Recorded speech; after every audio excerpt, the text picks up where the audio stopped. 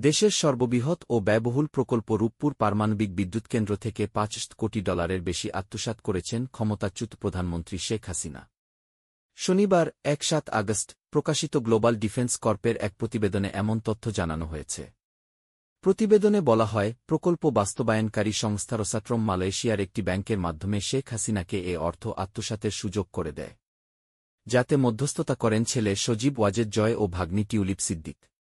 এতে আরও বলা হয়, রাশিয়ার সহযোগিতায় বিদ্যুৎকেন্দ্রটির নির্মাণে খরচ ধরা হয় $১,২৬৫ কোটি, প্রয়োজনের তুলনায় যা অনেক বেশি, যাতে মালয়েশিয়ার একটি ব্যাংকের মাধ্যমে শেখ হাসিনাকে এই বাজেট থেকে $৫ কোটি আত্মসাতের সুযোগ করে দেয় প্রকল্প বাস্তবায়নকারী সংস্থা রোসাট্রম। নিজের ভাগ্নি টিউলিপ সিদ্দিকের মধ্যস্থতায় রাশিয়ার সঙ্গে এ চুক্তি করেন তৎকালীন প্রধানমন্ত্রী শেখ হাসিনা।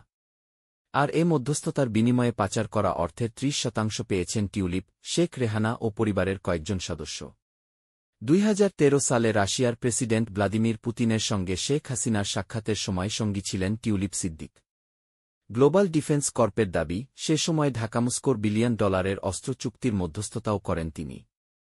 ২০০৯ সালে প্রচ্ছায়া লিমিটেড নামে একটি ভুয়া কোম্পানি চালু করেন টিউলিপ সিদ্দিক, তার মা শেখ রেহানা ও চাচা তৎকালীন প্রধানমন্ত্রীর প্রতিরক্ষা উপদেষ্টা তারিক আহমেদ সিদ্দিক। যুক্তরাষ্ট্রেও জুমানা ইনভেস্টমেন্ট নামে একটি কোম্পানি রয়েছে তাদের। গ্লোবাল ডিফেন্স কর্পের অভিযোগ, এ কোম্পানির মাধ্যমেই বিভিন্ন দেশের অফশোর অ্যাকাউন্টে অর্থপাচার করতেন শেখ হাসিনা। তাদের এ কোম্পানিটি ডেস্টিনি গ্রুপ নামে একটি চিটিং ফান্ড কোম্পানির সঙ্গে যুক্ত হয়ে যুক্তরাজ্যসহ বিভিন্ন দেশে প্রায় $৯০০ মিলিয়ন পাচার করেছে।